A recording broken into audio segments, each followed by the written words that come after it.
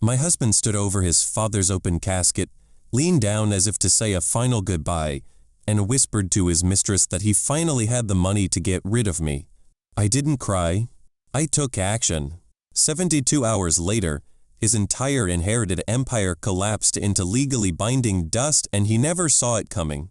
To understand how we ended up in a mahogany-paneled probate attorney's office with my husband facing federal fraud charges, you have to understand the ecosystem of the Vance family. For 10 years, I existed in that ecosystem not as a person, but as a utility. I was the stabilizer, the quiet, efficient shock absorber for a family that functioned entirely on chaos, entitlement, and generational wealth. My husband, Julian, was the golden child. In the Vance family, his status was a religion. His sister was ignored, his mother catered to his every whim, and his father, Arthur, founder of a massive real estate firm, funded the illusion of Julian's success. Julian played the role of a brilliant entrepreneur, but his ventures were black holes. He would start a boutique logistics company, get bored, bleed the accounts dry on luxury cars and networking trips to Aspen, and then Arthur would quietly write a check to cover losses before the creditors called. I was the one who managed the fallout. I balanced our personal books. I smiled at the country club dinners. I swallowed the disrespect when Julian introduced me to his colleagues, not by my profession, I was a forensic accountant, but simply as his ball and chain. I convinced myself that this was just how marriage to a legacy family worked.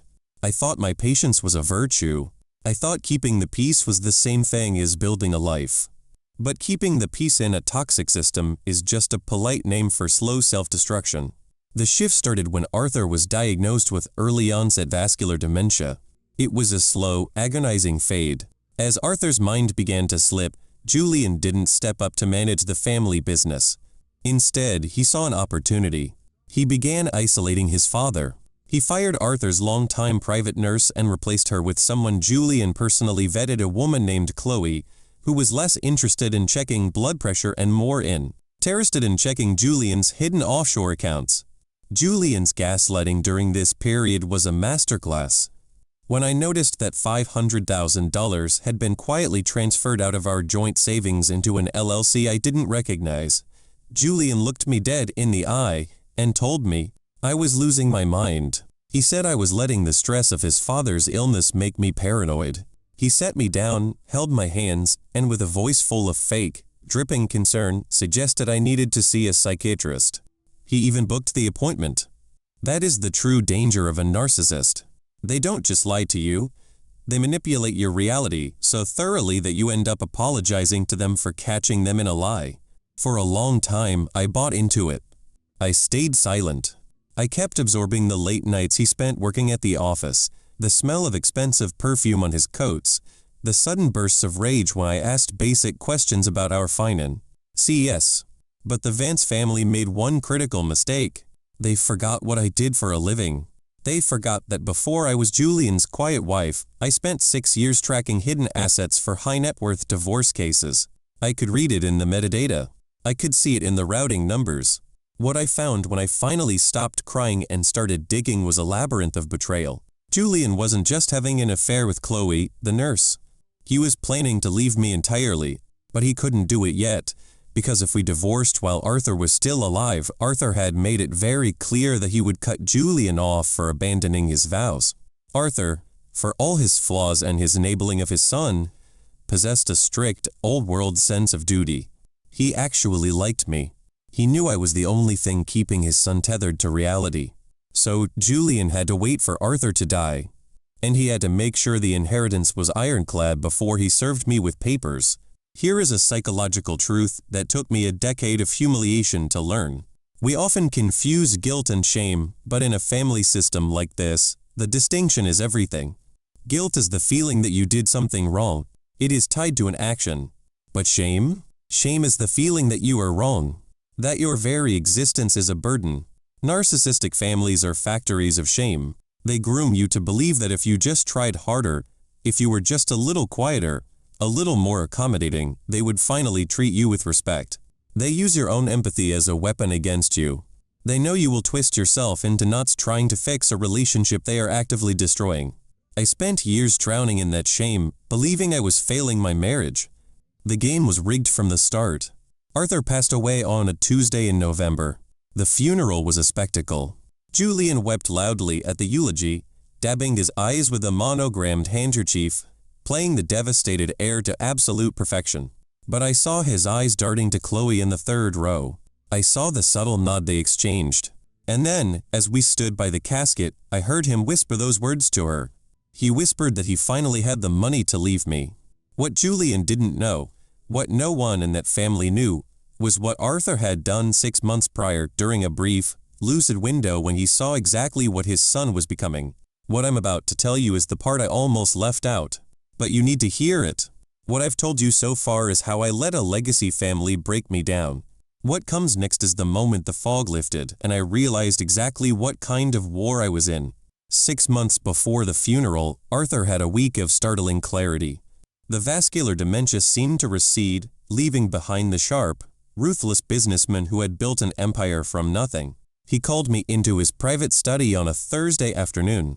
The house was empty.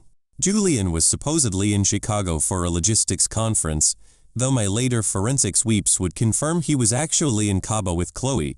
Arthur sat behind his massive oak desk, breathing heavily, his hands resting on a sealed manila envelope. He looked at me with a profound, crushing sadness. He didn't make small talk. He just slid the envelope across the polished wood. He told me he knew everything. He knew about the offshore accounts Julian was siphoning money into. He knew about Chloe. Most importantly, he knew that the moment he took his last breath, Julian was going to discard me. Arthur looked me dead in the eye and said, "My son is a weak man who believes he is a king. He will destroy everything I built, and he will destroy you to do it." Inside that envelope was a newly drafted, fully executed, notarized will. Arthur had secretly brought in an outside legal team. The new will entirely revoked Julian's status as the primary beneficiary. Instead, Arthur placed the bulk of his liquid assets and the controlling shares of the real estate firm into an irrevocable trust, and he named me as the sole trustee. Julian would receive a modest monthly stipend, tightly controlled, with strict morality clauses. But Arthur knew his son. He knew that if Julian found this will in the family safe after his death, Julian would simply burn it and present the older version. So, Arthur kept the older, voided will in the safe as a decoy. He gave me the original, the only existing physical copy of the document that stripped the golden child of his crown. Arthur made me swear to keep it hidden, to let Julian hang himself with his own hubris. I locked that envelope in a safety deposit box at a bank 2 towns over, and then I went back to being the quiet wife. That brings us back to the week after the funeral. I thought I had seen the depths of Julian's cruelty, but a narcissist always has another basement level. He didn't even wait for the earth to settle.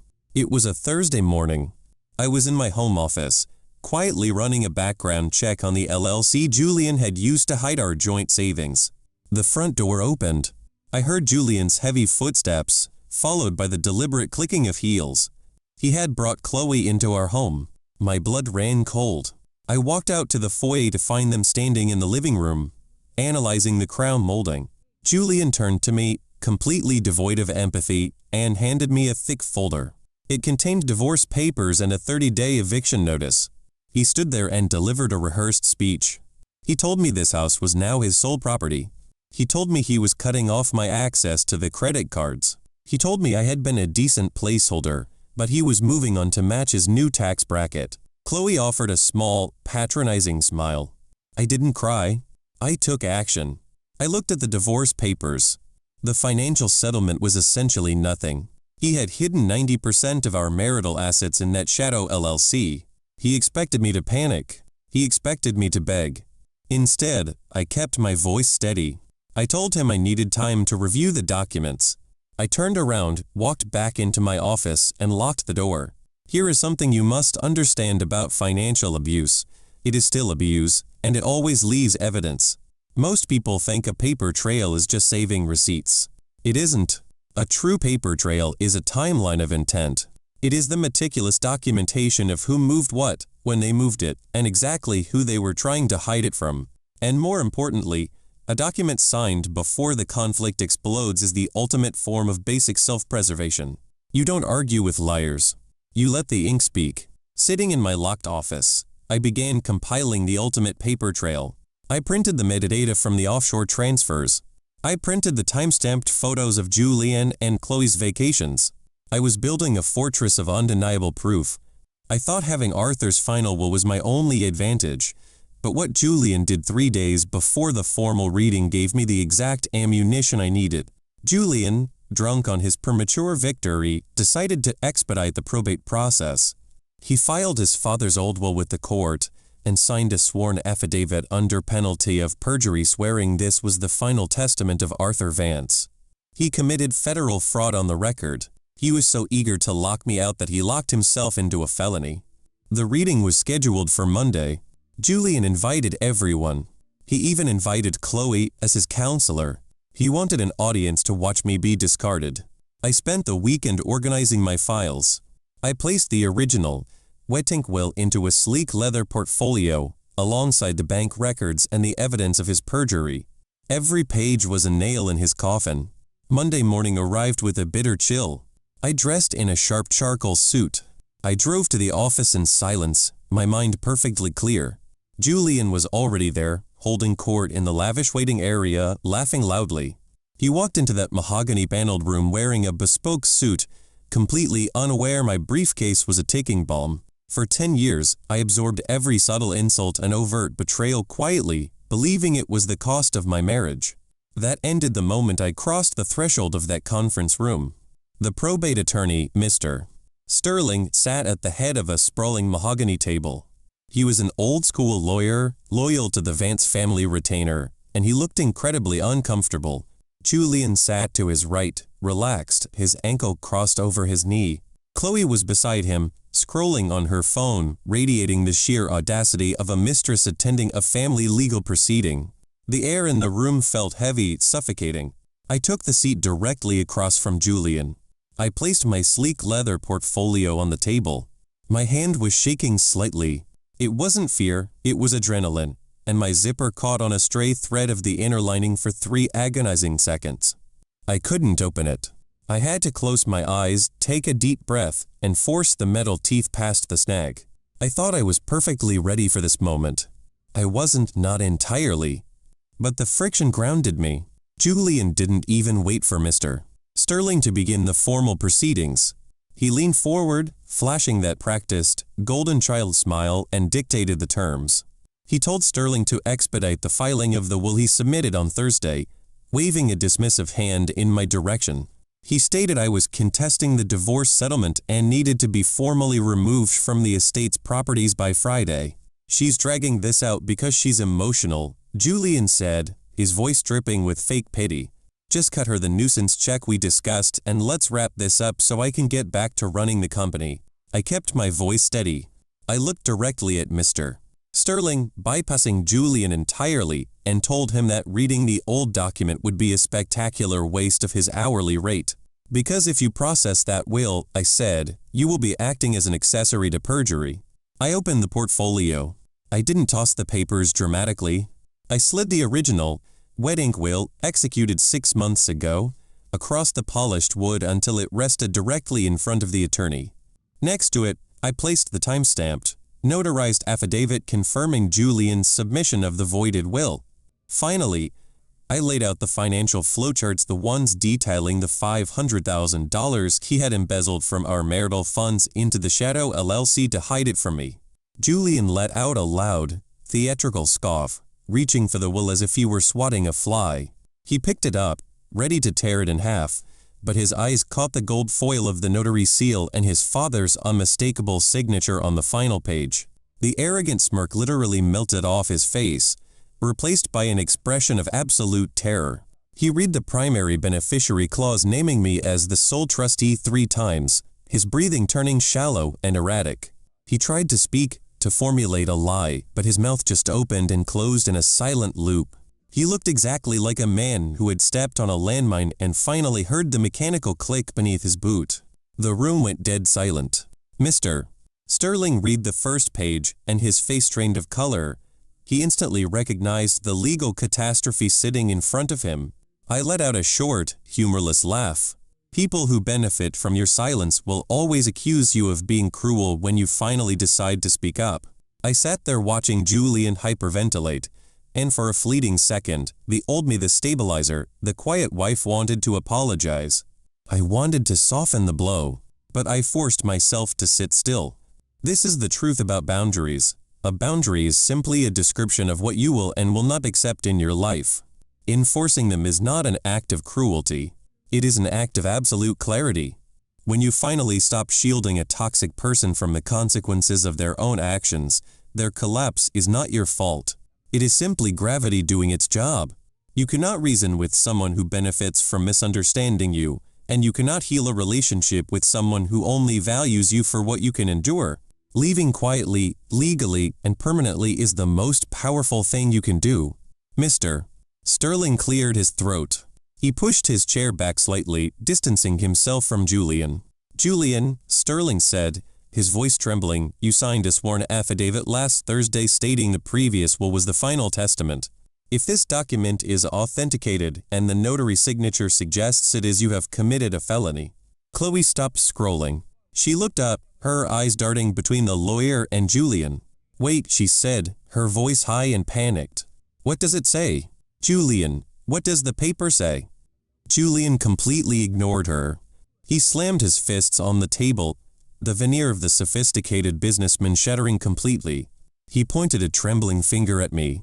She forged it. He screamed, spit flying from his lips. My father would never leave his legacy to a glorified bookkeeper. She manipulated a dying man. He wasn't dying when he signed it, I replied, my tone glacial. He was finally seeing you clearly. Julian lunged across the table. He didn't reach for me. He reached for the original will, but I had anticipated this. Before his fingers could graze the heavy parchment, Mr. Sterling snatched it away, clutching it to his chest like a shield. The attorney was terrified of losing his license to practice law over this family drama. I stood up slowly, calmly smoothing the front of my charcoal suit. The trap had been successfully sprung. What I didn't expect, what no one in that quiet room could have ever predicted, was the single action Julian was about to take that would completely destroy the rest of his life. Walking out of that room felt like victory, but the next 72 hours taught me what victory actually costs. I thought the worst was behind me. I was wrong, because a cornered narcissist, stripped of their narrative control, is the most dangerous version of themselves. Julian didn't accept defeat gracefully. The moment Mr. Sterling secured the genuine will, Julian's survival instincts kicked in, but they were the instincts of a spoiled child, not a strategist. He immediately tried to drain our joint checking accounts, the ones he hadn't already pillaged for his offshore LLC. I had anticipated this, of course. I had the transfer blocks pre-arranged. But here is the imperfect reality of executing a flawless plan. Technology doesn't care about your cinematic moment. As I stood in the elevator descending to the lobby, I tried to finalize the freeze on his corporate American Express via my banking app. The app crashed. A two-factor authentication error flashed on the screen, demanding a phone call to a fraud specialist. I had to sit in the driver's seat of my sedan in a concrete parking garage, my hands sweating against the steering wheel, listening to smooth jazz hold music for 35 agonies, minutes just to authorize the cancellation. I was terrified he was currently at a teller's window, transferring the last of our liquid cash. But finally, the representative confirmed the accounts were locked. The financial bleeding was stopped. I drove straight to the house, but I didn't go to claim my territory. I went to leave. I packed my bags. I didn't take the art, or the expensive china, or the heirloom silver his mother had gifted us on our wedding day. I took my clothes, my laptops, my external hard drives, and every single shred of financial documentation I had meticulously gathered over the past decade. I left his keys on the marble kitchen island. I walked out the front door, locked it, and drove to a short-term corporate rental I had secured a month in advance under a different LLC name. I was out of the Vance family ecosystem before Julian even managed to stop screaming at his lawyer. By Tuesday morning, the smear campaign began. In narcissistic family systems, when they can no longer control you, they will control how others see you. Julian and his mother, Eleanor, began calling every mutual friend, every country club acquaintance, and every business partner. The narrative they spun was a masterpiece of projection. They claimed I was a deeply disturbed, greedy woman who had taken advantage of Arthur's dementia. They whispered that I had forged the new will, that I was trying to leave Julian penniless to fund my own illicit affairs. The audacity was almost impressive if it wasn't so predictable. They painted him as the tragic, grieving son and me as the calculating villain. Several friends, people I had hosted for Thanksgiving, people whose children I had bought birthday gifts for, quietly unfollowed me on social media. A few sent me tentative, accusatory texts, demanding to know how I could do this to a family in mourning. I didn't defend myself online. I didn't send mass emails explaining my side. I simply initiated absolute no contact. Going no contact is not a dramatic, vindictive punishment, even though society often paints it that way. It is a medical decision. You are excising a tumor. You do not negotiate with it. You cut it out and you heal. I blocked their numbers, routed their emails to my attorney, and disappeared. But sitting in that quiet apartment, staring at my phone, the silence was deafening. And this is where I need to talk to you about the reality of leaving a toxic relationship. People often ask me, usually with a hint of judgment, why I stayed for 10 years. Why did I endure the disrespect, the cheating, the financial abuse? They assume I was weak, or stupid, or simply a gold digger waiting for a payout. They don't understand the insidious nature of trauma bonding. A trauma bond is not just loving someone who treats you badly. It is a literal, biological addiction to a cycle of abuse, devaluation, and intermittent reward. In a narcissistic relationship, they systematically starve you of basic affection and respect. They break you down until your self-worth is entirely dependent on their mood. And then, just as you are about to break, they throw you a crumb. They offer a moment of clarity, a fake apology, a romantic gesture. Your brain, starved for connection, floods with dopamine. You convince yourself that the crumb is the real them, and the abuse is just a temporary glitch. You become addicted to the hope of who they could be, rather than the reality of who they are. They use your empathy as a weapon, making you believe that if you just try harder, if you are just a little more perfect, you can fix them. I stayed because I was addicted to the illusion of fixing my marriage. Breaking a trauma bond feels exactly like drug withdrawal. You will crave the person who is killing you.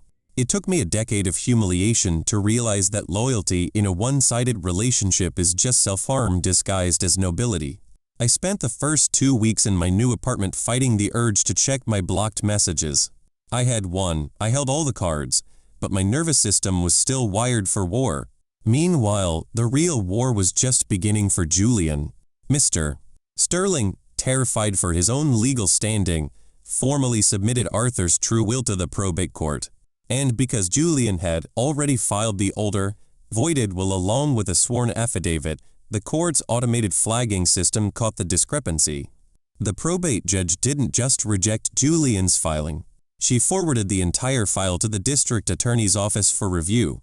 Julian was facing millions in lost inheritance, a crumbling business, and now, a very real threat of criminal prosecution. I thought his incoming indictment would be the final chapter.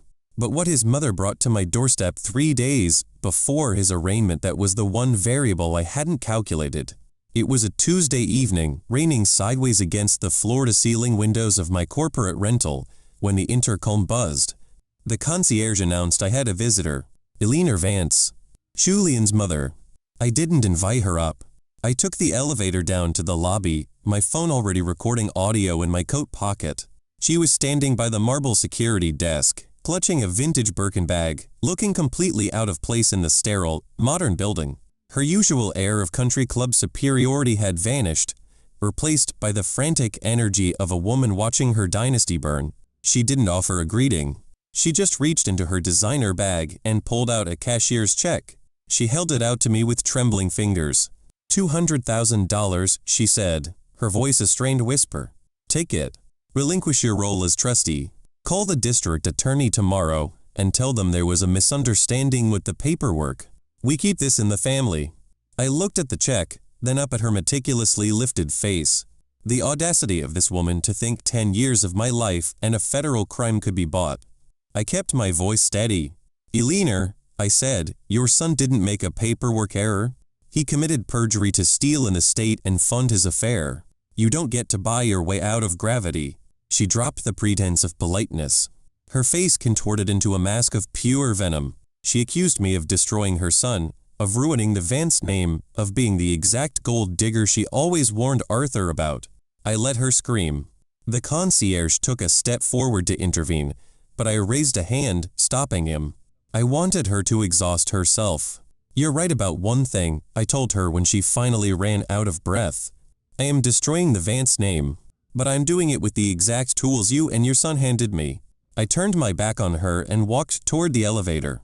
The doors closed on her standing there, the cashier's check still clutched in her hand, the realization finally dawning on her that the golden child was beyond saving. The smear campaign had failed. The bribery had failed. There was nothing left but the consequences. And the consequences arrived swiftly. 3 days later, Julian was formally indicted on 2 counts of federal fraud and 1 count of perjury. The arrest wasn't a cinematic raid. It was an awkward, humiliating surrender at the precinct, coordinated by a defense attorney he could barely afford because I had frozen all the corporate assets. Chloe, the devoted mistress who was supposed to share his new tax bracket, packed her bags and vanished the moment the indictment hit the local news. She didn't even leave a note. Loyalty bought with stolen money expires the exact second the funds dry up. Julian eventually took a plea deal to avoid prison time, but he didn't escape the fallout. The felony conviction meant he was legally barred from serving as an executive or managing any fiduciary accounts. Arthur's real estate firm, the empire Julian was supposed to inherit and inevitably bankrupt, was placed entirely under my control as the trustee. I didn't keep it. I spent the next year systematically liquidating the assets, ensuring Arthur's philanthropic wishes were funded, and securing the remainder in ironclad trusts that Julian could never touch. He receives his modest monthly stipend and nothing more. The process was grueling, and I'd be lying if I said there weren't days when the exhaustion almost broke me. During the final asset transfer, a junior clerk misspelled a crucial holding company name, delaying the entire multi-million-dollar liquidation by 3 weeks. I had to sit in a sterile conference room, eating cold takeout, manually reviewing 600 pages of tax addendums just to fix one misplaced vowel. The victory wasn't glamorous. It was tedious, bureaucratic, and exhausting, but it was mine. I had dismantled a toxic legacy using nothing but patience and a paper trail. Looking back on the decade I spent in the Vance ecosystem, the most profound realization I had is this: people who scream the loudest about loyalty have almost always done the least to earn it. In dysfunctional families, loyalty is not a two-way street. It is a demand for your silent complicity. They expect you to absorb their chaos, hide their secrets, and apologize when their shrapnel hits you. But keeping it in the family is just a manipulative tactic designed to protect abusers from public accountability. The real cost of keeping it in the family is your sanity. You cannot reason with someone who benefits from misunderstanding you. I spent years trying to explain my perspective to Julian, trying to make him see my humanity, believing that if I just found the right words, he would change. But his misunderstanding of me wasn't a flaw in his comprehension, it was a required feature of his survival. He needed me to be the villain so he didn't have to look in the mirror. When you realize that their delusion is a structural necessity, you stop trying to explain yourself. You stop negotiating. You simply walk away. I don't live in the corporate rental anymore. I bought a quiet, mid-century house with a sprawling green garden in the suburbs. I started my own independent forensic accounting firm specializing in financial abuse recovery for women who are finally leaving their high-net-worth toxic marriages. I help them find the hidden offshore accounts. I help them build their bulletproof paper trails. I teach them exactly how to go cold, how to stop crying, and how to start calculating. Because the simple truth is, the absolute only way to beat a narcissist is to permanently stop playing their rigged game and start writing your very own rules. So what do you think? Did I go too far or not far enough? Let me know in the comments below.